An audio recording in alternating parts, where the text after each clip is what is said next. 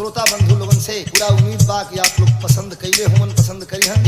एठे गजल का अंदाज बा हमरे दिल का हरकत बा। कैसे लाल हम बानी पातर जी मोट बानी रहुआ, दिल भितरिया ले चोट बानी रहुआ, चोट बानी हे राजा